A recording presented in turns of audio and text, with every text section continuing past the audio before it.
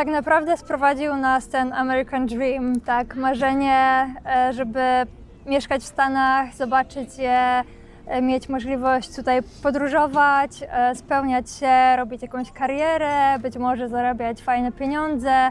To jest tona papierologii, po prostu setki stron. I zostawiałam to wszystko dla marzenia, tak? Dla czegoś, co nie wiedziałam, co tutaj będzie, tak? Dobra, usiadłyśmy sobie tutaj Boże, jeszcze raz. Stany na pewno mnie nauczyły większej pewności siebie i walki o swoje, niż potrzebowałam tego w Polsce.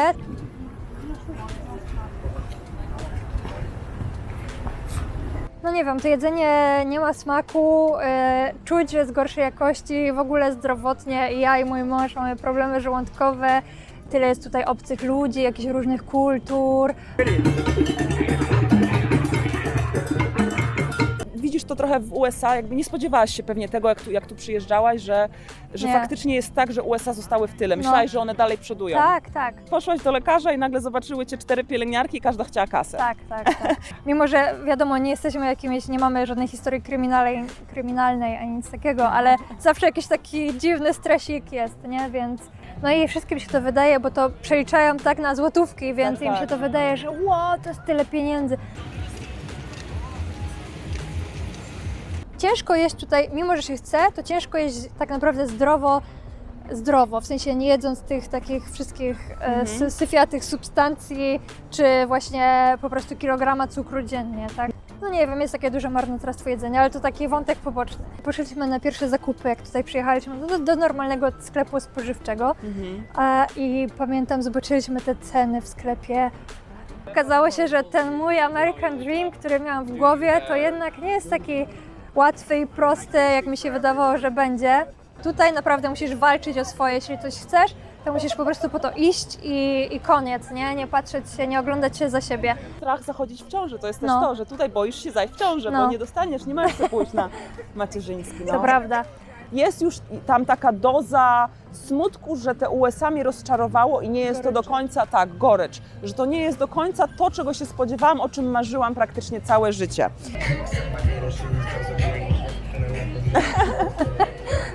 Żeby żyło Ci się faktycznie lepiej niż w Polsce, a nie żebyś tutaj przyjechał i w cudzysłowie głodował.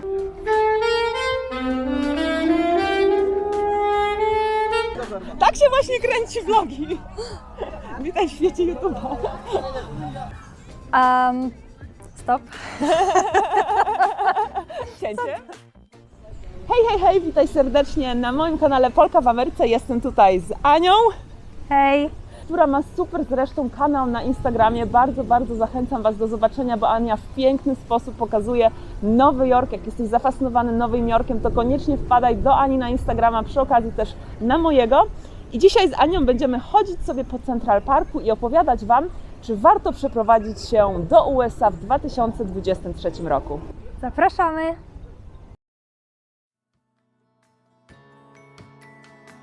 Polka w Ameryce. Usiadłyśmy sobie tutaj w Central Parku i chciałam trochę Cię, Ania, podpytać, bo w ogóle zaprosiłam Cię do tego odcinka, ponieważ ja się tu przyprowadziłam 8 lat temu, Ty się tu przyprowadziłaś 9 miesięcy temu. I ja w Tobie widzę jeszcze tą taką ciekawość tych Stanów Zjednoczonych, to takie zafascynowanie, które trochę, przyznam się szczerze, u mnie się delikatnie wypaliło. Dlaczego Ty przyjechałaś do Stanów Zjednoczonych i jak te pierwsze wrażenia Ci się widzą, rzeczywistość versus to, co myślałaś, że będzie? Okej, więc przeprowadziliśmy się tutaj na początku stycznia, zaraz po Nowym Roku. Tak naprawdę sprowadził nas ten American Dream, tak, marzenie, żeby mieszkać w Stanach, zobaczyć je, mieć możliwość tutaj podróżować, spełniać się, robić jakąś karierę, być może zarabiać fajne pieniądze i po prostu mieć to takie lepsze, wymarzone życie niż w Europie. Przynajmniej takie było nasze przekonanie i z tym przekonaniem tutaj przyjeżdżaliśmy. Wiedziałam, że ma być fajnie, tak się nastawiałam, że po prostu będzie super, że nie wiem, będę miała tutaj fajne życie, będę mogła zwiedzać, poznać po pierwsze ten Nowy Jork, bo jakby takim pierwszym miastem, do którego celowaliśmy właśnie i się udało, zresztą to był ten Nowy Jork. Mieliśmy do wyboru 2 miasta, Seattle albo Nowy Jork i z tych 2 wybraliśmy Nowy Jork, bo stwierdziliśmy, że po pierwsze jest bliżej Europy, jest lepszy przylot jakby tutaj z Europy, połączenia lotnicze, więc to też wzięliśmy pod uwagę. My mamy psa, więc tak pierwsza myśl była, być może to Seattle będzie jednak lepsze, bo tam jest bardziej zielono, tak bardziej może, wiesz, nie jest takie wielkie to miasto, jest mniejsze niż Nowy Jork, więc może na przykład jeśli chodzi o psa, czy nawet rodzinę kiedyś w przyszłości, to być może jednak to by była lepsza opcja, no ale wiadomo, Nowy Jork, hello. Co zresztą widać, to koniecznie, jeszcze raz powtarzam, idźcie koniecznie na Instagrama, bo tak pięknie pokazuje Nowy Jork na tych swoich rolkach na Instagramie, na wideo. I czekam, aż założy Ania swój kanał na YouTubie, bo na pewno będzie pięknie będzie pokazywać Nowy Jork. No i w każdym razie zrobiliśmy sobie taką listę za i przeciw i stwierdziliśmy jednak nie, dobra, Nowy Jork. Nie, żeby mieszkać gdzieś na przykład przy Times Square, wiesz, gdzie nie masz gdzie wyjść z tym psem, tylko od razu stwierdziliśmy, okej, Nowy Jork, ale takie miejsce, gdzie po prostu będzie dookoła jakaś tam zieleń i możliwość po prostu spaceru. Nie będziemy tak mocno gdzieś tam zakotwiczeni w tej betonowej dżungli, ale po prostu będziemy w Nowym Jorku, ale będziemy też mieli troszkę jakby jakiegoś spokoju w tym miejscu, w którym planowaliśmy zamieszkać. Przyjechałam tutaj z otwartym umysłem, jakby niczego się nie spodziewałam. Nie byłam nastawiona jakoś negatywnie, że będzie się tutaj coś złego działo, czy że tyle jest tutaj obcych ludzi, jakichś różnych kultur.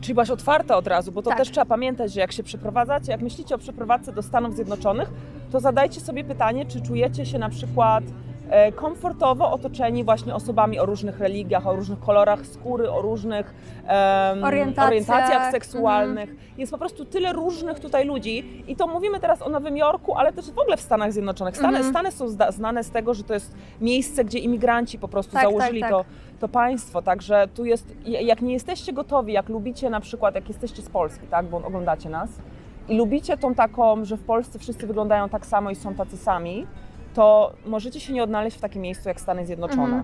I dużo ludzi faktycznie...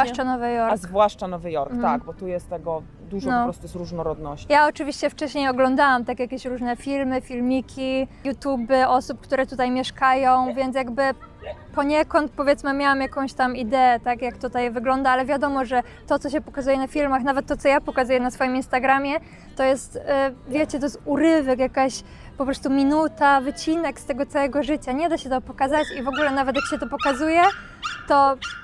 Piesek straszny. Czekajcie, pokażę wam pieska przy okazji. Bardzo chcę, żeby mu pani wrzuciła. Awantura. Totalna awantura. Dobra, usiadłyśmy sobie tutaj w Boże, jeszcze raz. Więc mówiłam, że po prostu to, co się widzi w internecie, to mimo wszystko nie oddaje tego, jak to w rzeczywistości tutaj wygląda.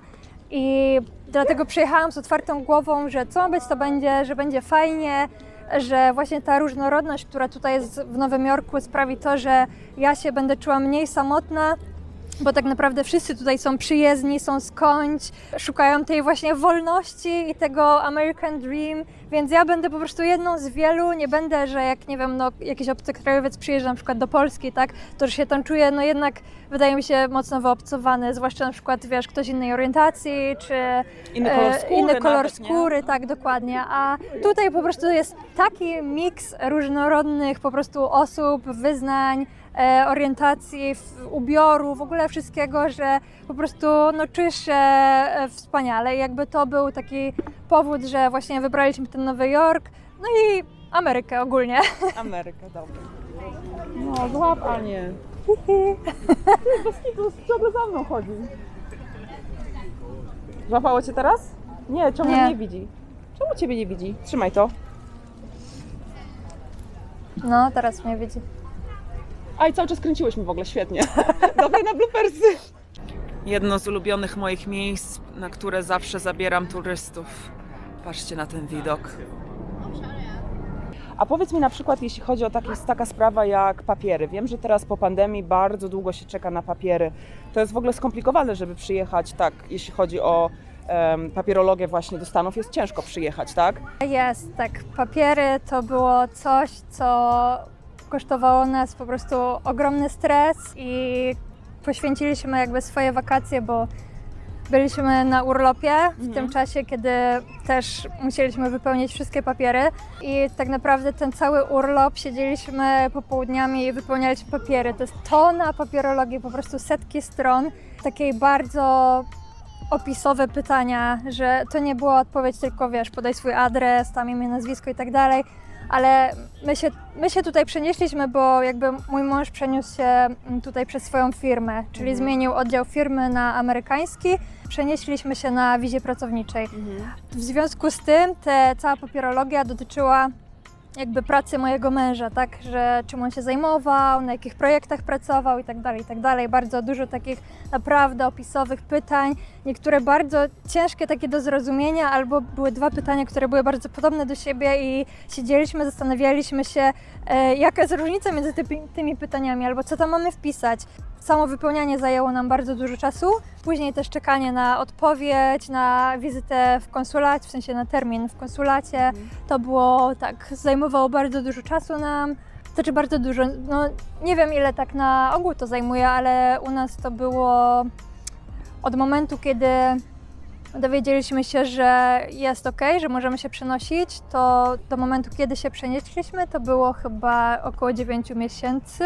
Aha. No. Czyli to jest pierwsze nawet utrudnienie, jeśli chodzi o życie w Stanach, to jest właśnie papierologia, że to nie jest wcale tak łatwo tutaj Nie. się dostać. Nie. Że już utrudniony jest to nawet przyjazd No. sam. Nie wiem jak to wygląda, wiesz, jak ma ktoś jakąś innego rodzaju wizę, tak? Bo tych wiz, tych jakby typów wiz jest bardzo dużo, Tak. ale ten nasz akurat wymagał naprawdę takich skrupulatnych po prostu odpowiedzi na bardzo wymagające pytania, nad którymi razem siedzieliśmy, po prostu zastanawialiśmy się, co tam wypełnić, więc to było naprawdę i stresujące, i wymagające jakby czasu, żeby to wszystko po prostu udzielić odpowiedzi na te wszystkie pytania, później to wysłać, czekać na odpowiedź z konsulatu, czekać na termin w konsulacie, pojechać do tego konsulatu, była rozmowa z konsulem, on nas oczywiście wypytywał o różne rzeczy, więc to też był taki stres, no. Sakra. Mimo że wiadomo, nie jesteśmy jakimiś, nie mamy żadnej historii kryminalnej ani nic takiego, ale zawsze jakiś taki dziwny stresik jest, nie? Więc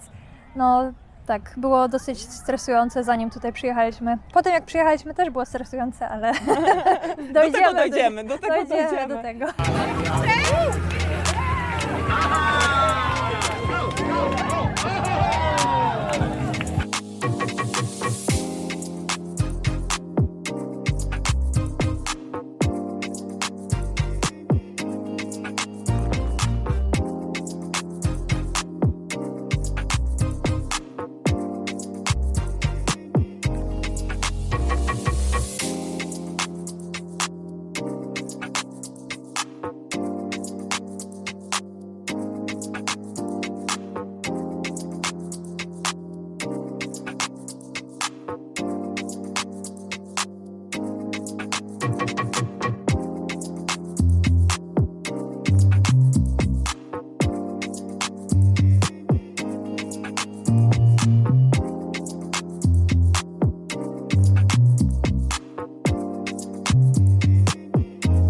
Na przykład o opiece zdrowotnej, bo to jest coś taki temat, który się często pojawia i ja właśnie ostatnio miałam też u siebie na kanale odcinek o opiece zdrowotnej.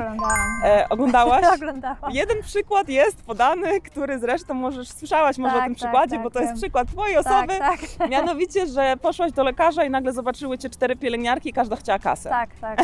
Powiedz, jak bardzo zaskoczył cię ten system zdrowotny i jak ty to widzisz? Bardzo. Znaczy jedyne co wiedziałam, tak, to że tutaj jest ta prywatna opieka publiczna, że trzeba za to płacić. Ale nie wiedziałaś, co to znaczy. Ale nie wiedziałam, co to znaczy. Myślałam, że to jest tak jak u nas, że wiesz, masz dodatkowe ubezpieczenie, płacisz załóżmy 300 zł. Tak, LuxMed, Medicover. Tak. I idziesz sobie i masz za darmo te wszystkie wizyty w ramach tego miesięcznego abonamentu. I myślałam, że tutaj to jest tak samo, tak, że płacisz tam, nie wiem, załóżmy $500 miesięcznie. Nie wiedziałam nawet, ile wynoszą te stawki za te ubezpieczenia, ale że ileś tam płacisz tych dolarów i po prostu sobie idziesz i masz tą wizytę, tak? Nie wiedziałam zupełnie, jak to wygląda i naprawdę to był szok. I zajęło nam ogólnie kilka miesięcy zrozumienie, jak ten system działa i dlaczego dostajemy jakieś faktury w ogóle i musimy za coś płacić, mimo że mamy jakby ten, wiesz, ten pakiet miesięczny po prostu wykupiony i płacimy za to, to jeszcze dodatkowo dostajemy te faktury na tam jakieś różne kwoty, więc to było tak coś, co nam zajęło bardzo dużo czasu i dzwonienia na różne infolinie i pytania się, ja to pani, znam. przepraszam, może mi pani wytłumaczyć, o co chodzi, czemu mam, nie wiem, do zapłaty dodatkowe $200? No więc to tak było ciężko. Teraz już lepiej rozumiemy ten system, ale mimo wszystko za każdym razem wizyta u jakiegoś lekarza mnie stresuje po prostu, bo jakakolwiek osoba nie przychodzi, jakaś pielęgniarka zbadać mi ciśnienie, krew, cokolwiek, to po prostu ja wiem, że to będzie faktura. Także Masakra, tak. niestety. Tak, w ogóle ja też często staram się podkreślać osobom, które chcą wyjechać do Stanów, że level problemów, które masz w Europie, jest zupełnie inny niż problemów, które masz tutaj. W Europie są rzeczy, o których nie musisz myśleć, bo cię tak nie stresują. Na Tak. zasadzie nie boisz się złamać nogi w Europie, wiesz o co Tak, chodzi. tak, Nie boisz tak. się O zajść w Jezu, ciążę, no. Tak. nie boisz się dojść do wieku emerytalnego, nie boisz się kupić chaty na przykład, bo nie ma jakichś tam chorych, tutaj są straszne podatki na przykład, nawet jak już sobie kupisz chatę, to są takie podatki, Tak. że ludzie miesięcznie płacą więcej na podatek za dom, który wynajęli, niż wynajmowali mieszkanie na przykład. Ja mam znajomego, który płaci $2000 miesięcznie na podatek sam za swój dom, no to jest kupa kasy, nie? Ja się tutaj boję, że wiesz, będę miała coś, że mnie po prostu ambulans będzie musiał przyjechać. Ja się Tak. tego boję się, Ja naprawdę opowiadałam się właśnie, boję że raz tego, mnie no. wziął ambulans, słuchajcie, $3000 za głupi ambulans. No. Jakbym wiedziała, to bym po prostu wzięła Ubera, No. choć umierałam. Ale wiesz, co mnie tutaj zaskoczyło? W ogóle bo ja musiałam tutaj iść do lekarza już właściwie w pierwszych tygodniach, jak tutaj byłam, bo dostałam jakieś alergii, wiesz, nie wiem, czy z wody, czy z jedzenia, ale po prostu wysypkę całą mnie wysypało. Wow. Więc już pierwszy miesiąc i już byłam u lekarza. Wow. I też nie wiedziałam kompletnie, jak to działa. Myślałam, że po prostu, wiesz, dzwonię gdzieś, umawiam się, idę i tyle. No oczywiście tak to nie wyglądało, ale do meritum, co mnie zaskoczyło, to, że w Polsce jak masz tą prywatną opiekę medyczną, to wiesz, te gabinety są zwykle takie, wiesz, nowoczesne, tak, bardzo tak. takie, W sensie do rany przyło, że są Tak, idealne, wszystko tak, jest nowoczesne, sprzęty, tak. wszystko nowiutkie. Nowy Jork jest tak wielki i jest tylu tych różnych lekarzy, że jeśli ci na przykład, wiesz, Ola, ty mi nie powiesz, mam, nie wiem, fajnego alergologa, idź sobie do niego, no to ja nie będę wiedziała, tak? I szukam na internecie, wiadomo, żeby ktoś miał dobre opinie. No i znalazłam takiego alergologa, który miał dobre opinie, poszłam do niego, gdzieś tam pojechałam w ogóle na Queens chyba i wchodzę do tego gabinetu, a tam wyglądało po prostu jak z lat 80. ten gabinet, wszystko takie stare. Ja tak patrzę, mówię, czy ja dobrze trafiłam, nie? Prywatne ubezpieczenie, a gabinet po prostu, no, tragiczny był. To samo u dentystów. Byłaś już u dentysty tutaj? Nie, jeszcze nie. O, dentyści, No. słuchajcie, mają w swoich, normalnie w swoich gabinetach mają siedzenia właśnie takie stare, jak pamiętamy No. z czasów podstawówki. W podstawówce, jak był dentysta, Tak. to miał takie siedzenia. Bez No, kitu, 20 lat temu. Tak. To u tego alergologa też, później byłam u ginekologa też, to też masakra jest, jak widziałam Tak, te fotele sprzęt- ginekologiczne to tak, samo. z tymi takimi metalowymi Ta. wiesz, na nogi, nie masakra, o Jezu. Nie masz wrażenia trochę, że Stany się zatrzymały tak 40 lat temu we wszystkim? No. Nie zmienili płacy minimalnej. Słuchajcie, to jest 7,25 od dziesiątek lat. Nowy Jork ma 15 akurat, no bo nie przeżyjesz za 7,25. Ja dziwię się, że oni gdzieś tam w Alabamie czy Tennessee żyją za 7,25. Ale też na przykład to jest przerąbane, że dróg tam dopiero teraz przepchnęli jakiś pakiet na infrastrukturę, a tak to w ogóle dróg, mostów nie remontują, energia odnawialna, jakby to USA trochę zostało w tyle, że żyli na tej swojej potędze Tak. w przeszłości Tak. i jakby się nie ruszyli, odcinali kupony, że my jesteśmy tym krajem, który zliberalizował cały świat, że dzięki nam Europa jest wolna, dzięki nam nie mówimy po niemiecku na przykład w Europie dzisiaj. My nie musimy już tak jakby, nie czuli tej potrzeby cały czas się zmieniania i nadążania za resztą świata. I tam wiesz, Południowa Korea, jakieś Singapury, Malezje, te wszystkie kraje po prostu tak się rozwinęły, że widzisz to trochę w USA, jakby nie spodziewałaś się pewnie tego, jak tu przyjeżdżałaś, że faktycznie jest tak, że USA zostały w tyle. Myślałaś, że one dalej przodują. Tak. Spodziewałam się, że wszystko tutaj będzie takie naprawdę nowoczesne, na najwyższym poziomie. Ta prywatna opieka to mi się kojarzy z jakimś luksusem, tak, z jakimś takim ponad tą normalną opieką, tak, a tutaj byłam w szoku, że to jest gorsze niż w Polsce na przykład publiczna opieka zdrowotna. No to mnie bardzo zaskoczyło. To znaczy nie, inaczej. Lekarze jako lekarze pomagają, starają się pomóc. Mówię o wyglądzie jakby gabinetów. Tak. Bo jeśli chodzi o samą technikę tam leczenia ciebie i jakieś nowe lekarstwa i tak dalej, to tutaj jest na najwyższej klasie światowej. To nie, Oni stąd wysyłają na cały świat, ale po prostu sami siebie nie modernizują. Tak, to o to mi chodzi. Też tak się zgadzam z tym. Stop. Cięcie? Chciałyśmy ponagrywać tutaj z Anią w tym miejscu, ale właśnie rozpoczęły się jakieś tańce, więc chyba będziemy musiały stąd spadać. A szkoda, bo jesteśmy tuż przy pomniku Jagiełły.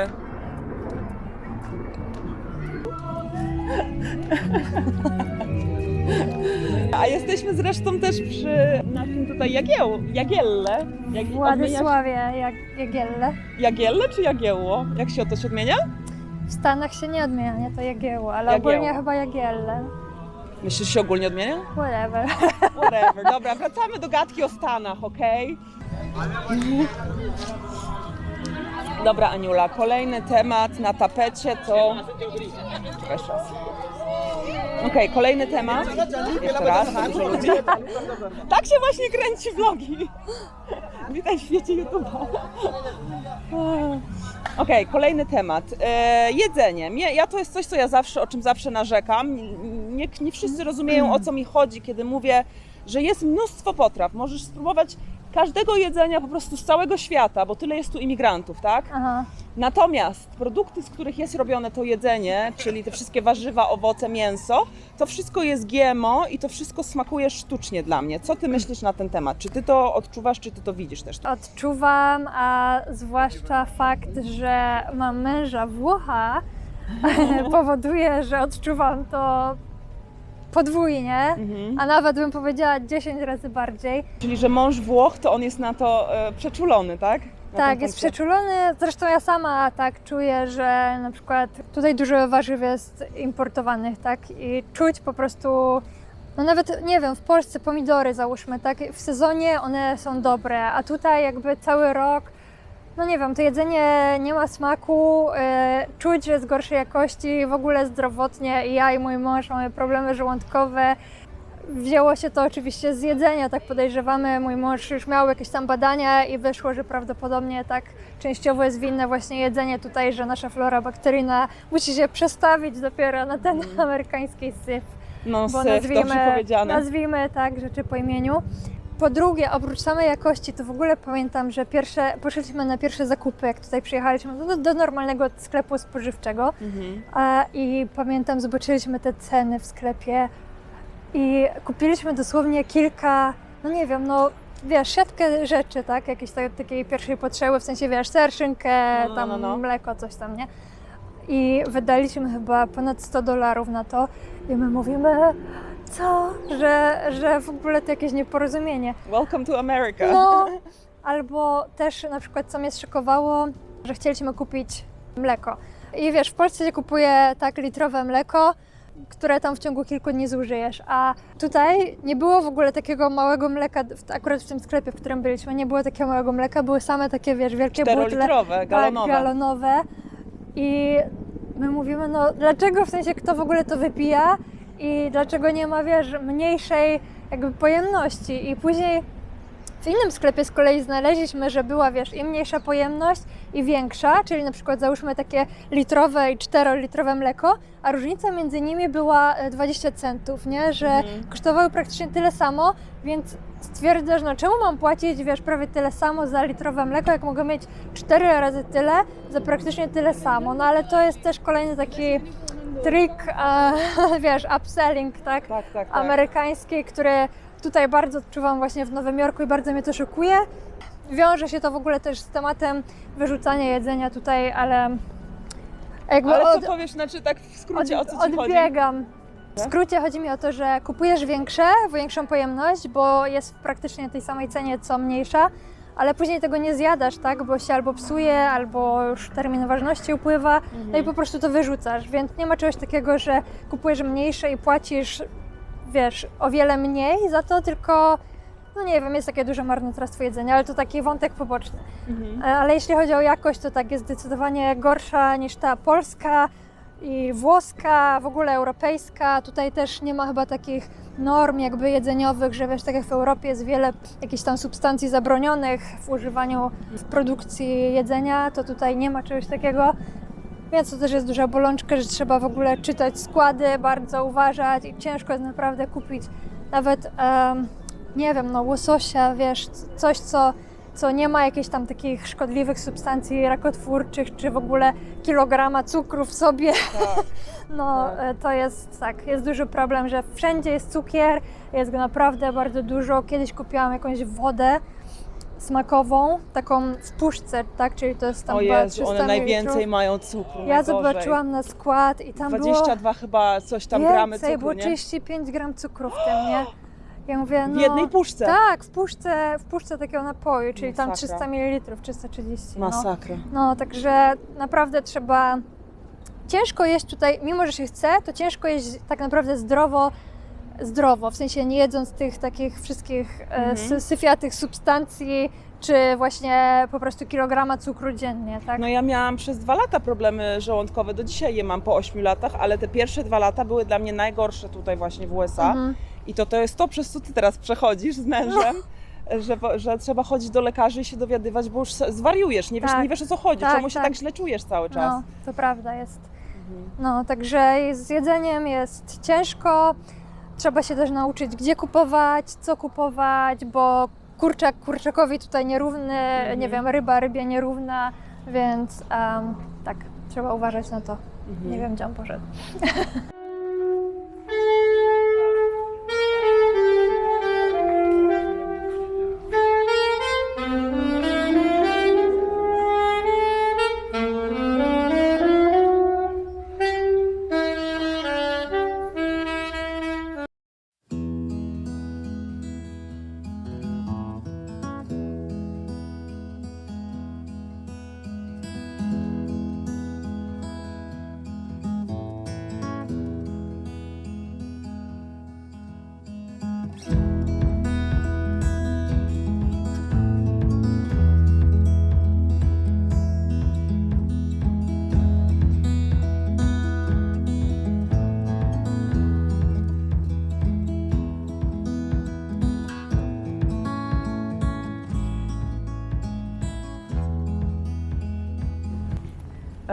O czym gadałyśmy?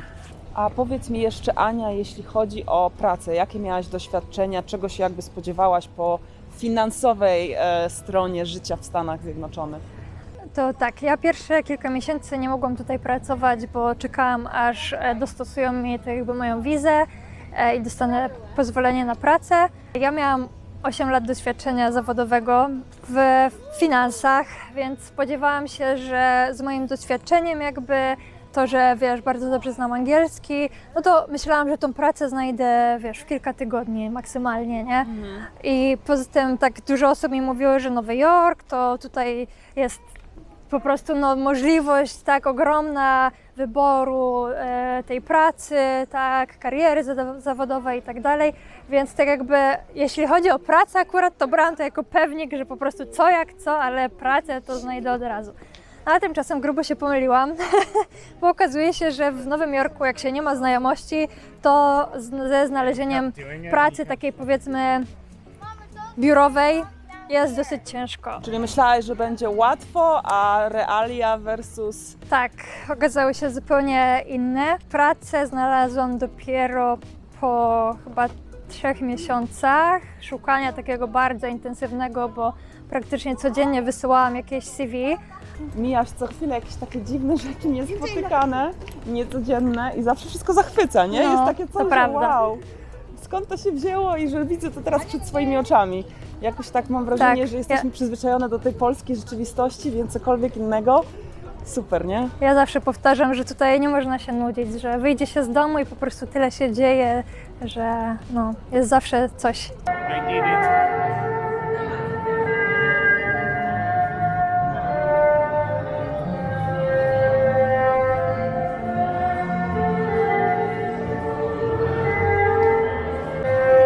Nie wiem, czy wiecie, ale Central Park to najczęściej kręcone i fotografowane miejsce na świecie.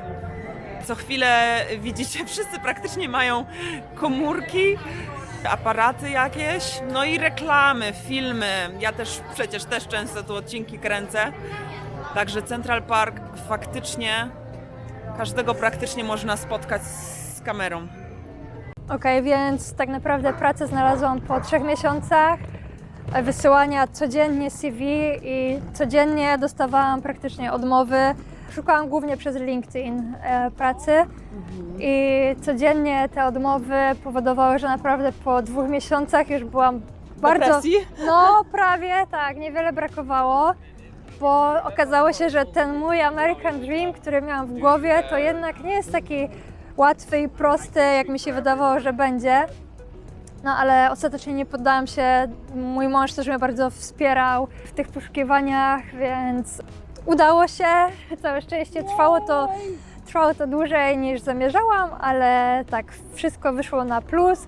Dostałam fajną pracę w super firmie, takiej bardzo nowoczesnej. Daje dużo benefitów pracownikom. To jest też właśnie ważne, że państwo ci nie daje benefitów, to firmy prześcigają się o pracownika Tak. i to firmy oferują tam macierzyńskie, Tak, ubezpieczenie tak. zdrowotne i tak dalej, Wakacje. wakacje, mimo tego, że nie muszą tego robić. Tylko żeby już zdobyć pracowników, to robią, a robią to na wzór po prostu państwa europejskiego. Tak, to prawda. Akurat wiedziałam, że w Stanach na przykład z urlopem, czy właśnie z urlopem macierzyńskim jest problem. W mojej firmie akurat jest tak, że z tego co widzę, to nie ma problemu, ale macierzyński trwa 3 miesiące, tak? Nie jak w Polsce, że jest rok, tylko jest 3 miesiące, no i musisz wrócić do pracy. No ale jest, tak, w porównaniu do jakichś innych firm, to na pewno jest to jakiś benefit. Do tego mamy dosyć sporo wolnego, wakacji, więc ogólnie trafiła mi się bardzo fajna firma i też za całkiem niezłą stawkę. I o tej stawce też chcę powiedzieć, bo wielu osobom wydaje się, że na przykład jak, nie wiem, ktoś myśli, że 70 000 rocznie się tutaj zarabia, to że to jest bardzo dużo pieniędzy i że w ogóle sobie tyle odłoży, tak? Bo miesięcznie to wyjdzie ile? 6,5? 6 tysięcy, tak? Tak, około 6 000. Załóżmy, że 6 000 brutto miesięcznie, tak? Czyli netto to wyjdzie, nie wiem, 4, 4000. tak, 4 tam z haczkiem jakimś. No i wszystkim się to wydaje, bo to przeliczają tak na złotówki, więc Tak, im tak. się to wydaje, że wow, to jest tyle pieniędzy. A tak naprawdę jak na Nowy Jork to nie jest aż tak dużo, tak? Zależy oczywiście od, ja zawsze to powtarzam, że zależy jak żyjesz, że tutaj można żyć za naprawdę jakby niewiele pieniędzy. Jeśli się wyprowadzisz gdzieś tam dalej i masz tańsze mieszkanie, czy nawet wynajmujesz sobie pokój, jeśli jesteś, nie wiem, młodą osobą i po prostu nie stać cię albo chcesz zaoszczędzić, że faktycznie tutaj przyjechałaś, wiesz, zarobić i sobie zaoszczędzić. No ale można też po prostu mieszkać bliżej centrum i używać naprawdę tego życia, wiesz, chodzić na, nie wiem, Broadway, na jakieś Koncerty, tak. tak, do kina, do knajpek, tak, no to wiadomo, że się wydaje tych pieniędzy więcej. I no to nie jest jakieś też luksusowe życie, tak? Po prostu normalne życie, gdzieś tam sobie od czasu do czasu wyjść, ale się okazuje, że to, co jakby Polakom, którzy tutaj nie mieszkają, tak, wydaje się, że to jest taki ogrom pieniędzy, to rzeczywistość tutejsza pokazuje, że to jednak wcale nie jest tak dużo, że jednak, żeby mieć takie komfortowe życie, to trzeba naprawdę zarabiać takie już 6-cyfrowe sumy. Tak. Tak, Prawda, więc niestety. więc to też było coś, o czym ja sama się przekonałam dopiero przeprowadzając się tutaj, bo też mi się wydawało, że na przykład jak będę zarabiać 4000 netto miesięcznie, no to że wow, że będę bogata, tak, i w ogóle sobie tyle odłożę, albo będę na takie super wakacje jeździła,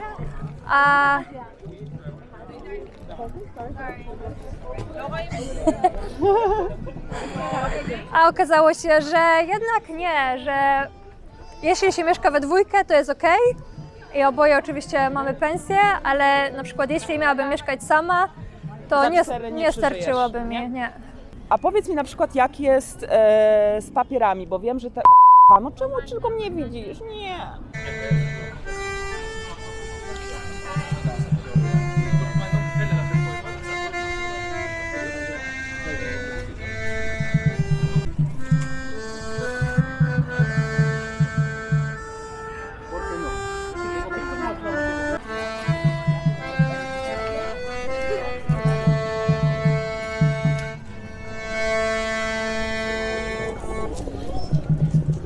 Ania, się nie interesujesz polityką? Nie. Średnio. To ja jeszcze tak od siebie dodam. Specjalnie zatytułowałam ten odcinek, że chodzi mi o 23 rok, ponieważ uważam, że odkąd tu przyjechałam za Obamy, później byłam tutaj za Trumpa i teraz jestem za Bidena i po prostu widzę jak systematycznie ten kraj się pogarsza po prostu przez te 8 lat nawet, to jest dostrzegalne pod wieloma względami, nawet teraz kwestia aborcji, że teraz będzie podobnie jak w Polsce, tak, w niektórych stanach. Tak. Że będzie ciężko, żeby przeprowadzić normalnie bezpieczną aborcję, bo nawet nie chodzi o to, że aborcji nie będzie, tylko one nie będą po prostu bezpieczne, tak? tak? Będzie podziemie takie. Podziemie będzie aborcyjne, tak? Więc to jedna z tych rzeczy. Ja bym generalnie poczekała do 2025 szczerze. Zobaczyłabym, co się wydarzy w wyborach teraz w 2022, co się wydarzy w 2024 i ewentualnie myślała o przeprowadzce do USA w 2025. Żeby zobaczyć, czy jeszcze ten system tutaj funkcjonuje, bo jest taki rozkład, jeśli chodzi o sądownictwo, o media. Bardzo to niestety zaczyna przypominać też to, co się dzieje w Polsce obecnie, Tak, ten taki tak. rozkład po prostu naszych instytucji. Więc tak z mojej strony jeszcze to podsumowując, że ja uważam osobiście, że to nie jest dobry moment na przeprowadzenie się do USA ze względów właśnie politycznych. Bo jeśli można się polityką nie interesować, ale to wpływa na całe Twoje życie w tym miejscu.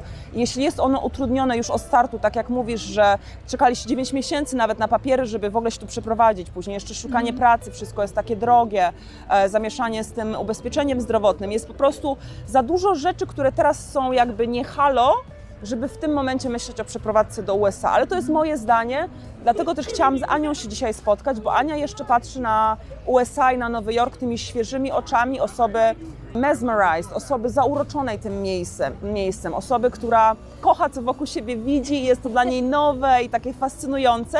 Ja wciąż tą fascynację mam w sobie, co zresztą widzicie na moich odcinkach, natomiast jest już tam taka doza smutku, że te USA mnie rozczarowało i nie jest to do końca, tak, gorycz, że to nie jest do końca to, czego się spodziewałam, o czym marzyłam praktycznie całe życie. Dam Ci teraz Tobie mikrofon, bo Ty teraz będziesz mi napierdzielać.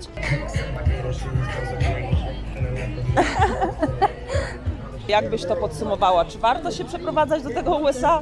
Podsumowując, ja myślę, że tak, jeśli masz marzenie i wierzysz, że Stany to naprawdę da Ci spełnienie, że będziesz tutaj szczęśliwy, to jak najbardziej podążaj za tym marzeniem, ale bądź zanim wyjedziesz i zanim zaczniesz całą procedurę, bądź świadomy, podpytaj się osób, które tutaj mieszkają, jak to wygląda, dowiedz się, czy będzie na pewno Cię stać, czy masz takie kwalifikacje, które pozwolą Ci tutaj znaleźć dobrą pracę, żeby po prostu, żeby żyło Ci się faktycznie lepiej niż w Polsce, a nie żebyś tutaj przyjechał i w cudzysłowie głodował, tak? W sensie, żebyś Tak. musiał, że nie możesz Walka o sobie przetrwanie. tak, że nie możesz sobie pozwolić na to, co myślałeś, że będziesz mógł, tak? Tylko że po prostu jednak te realia są zupełnie inne, więc warto być świadomym po prostu tego, jak to życie naprawdę tu wygląda i faktycznie pogadać sobie z jakimiś osobami, które na przykład w Nowym Jorku mieszkają, jeśli Nowy Jork jest tą destynacją Twoją, i dowiedzieć się na przykład, ile bym musiał zarabiać, tak, żeby sobie móc pozwolić na takie normalne życie, tak? Później zweryfikować to, czy faktycznie mam takie kwalifikacje, bo może muszę się, nie wiem, zrobić jakiś kurs, czy jakieś studia, żeby po prostu podwyższyć te swoje umiejętności i mieć tutaj szansę na jakąś lepszą pracę i lepiej płatną. Więc myślę, że to jest pierwsza rzecz, którą trzeba zrobić, a później, jeśli jest się faktycznie pewnym tego, że tak, chcę to zrobić, bo to wiesz, musisz rzucić swoje życie, zostawić po prostu to wszystko, tak, ja w Polsce zostawiłam mieszkanie swoje, rodzinę, pracę stałą, którą miałam, wiesz, ileś tam lat, budowałam swoją karierę i zostawiałam to wszystko dla marzenia, tak, dla czegoś, co nie wiedziałam, co tutaj będzie, tak, miałam nadzieję, że będzie fajnie, ale do końca nie wiedziałam, jak to będzie wyglądało, więc jakby to jest ryzyko, tak, zobaczymy, będzie, no, ja zawsze sobie mówię, że jak coś tutaj pójdzie nie tak, to zawsze mogę wrócić, ale chciałam spróbować, wierzyłam, że mi się uda, wiedziałam, że mam dobre kwalifikacje zawodowe, żeby znaleźć tutaj tak jakąś dobrą pracę, znałam język, więc jechałam z takim przekonaniem, że będzie fajnie i mi się uda, ale zawsze mam to z tyłu głowy, że jeśli coś pójdzie nie tak, albo będzie do niczego tutaj, czy zmieni się jakaś właśnie sytuacja polityczna, także nie wiem, imigrantom, czy ogólnie mi po prostu będzie tutaj źle, no to jednak wrócę do Europy. Póki co jest fajnie, tak jak powiedziałaś, jestem zafascynowana miastem, życiem tutaj, poznaję wszystko, uczę się wszystkiego, nawet wiesz, znając angielski, uczę się tego slangu nowojorskiego, tego jak ludzie tutaj mówią, w ogóle wszystko mnie fascynuje, wszystko, po prostu wszystko i wszyscy. Co widać na Twoim Instagramie, że pokazujesz ten piękny Nowy Jork, pokazuje, naprawdę. Tak, mimo że tak, niektórzy mówią, że jest brudno, śmierdzi sikami i w ogóle i tak dalej. Jasne, jest tak, ale i w moim mieście tak było, że były śmieci gdzieś tam, że wiesz, śmierdziało gdzieś tam, także to nie jest tak, że tylko w Nowym Jorku tak jest, tylko jest tak wszędzie. I wiedziałam o tym, przyjeżdżając tutaj i mimo wszystko patrzę na pozytywy po prostu tego miasta i tak kocham, póki co bardzo mi się podoba i nie żałuję tej decyzji. Ja także... też absolutnie, mimo tego, że już widzę jakby te wady USA, to absolutnie nigdy nie żałowałam decyzji, że tu się przeprowadziłam, bo po prostu nauczyłam się tutaj więcej życia Tak. i więcej dorosłości niż kiedykolwiek w Polsce. To prawda, no. Przez tak. nawet kilka miesięcy zauważyłaś, że musisz po prostu naprawdę być tutaj taki hustle, taki skupionym. Tak, ale co jeszcze tylko dodam, że Stany na pewno mnie nauczyły większej pewności siebie i walki o swoje, niż potrzebowałam tego w Polsce, tak? Bo w Polsce jednak powiedzmy ten system jednak jakoś Ci w jakiś sposób pomaga. Tutaj naprawdę musisz walczyć o swoje, jeśli coś chcesz, to musisz po prostu po to iść i koniec, nie patrzeć się, nie oglądać się za siebie. Także na pewno Stany mi dodały tego kopa takiego, żeby po prostu walczyć o swoje marzenia i o to, co ja chcę, ale faktycznie trzeba być tego świadomym i trzeba się starać i po prostu iść do przodu, do swojego celu. No, to na pewno. I tym pozytywnym, tym pozytywnym tonem zakończymy ten odcinek. Dzięki wielkie za spędzenie czasu ze mną na moim kanale. Dziękuję Ani, dziękuję, że przyszłaś w ogóle tutaj ze mną do Central Parku. Także Wy podejmijcie decyzję za siebie, co chcecie robić, czy chcecie się przeprowadzać do tych Stanów, czy nie. Zawsze można wrócić, tak jak mówisz. No. Ale myślę, że warto spróbować, tylko ja bym poczekała do 25. Na wszelki wypadek. No. Dzięki bardzo. Do zobaczenia, na razie, hej. Pa, hej.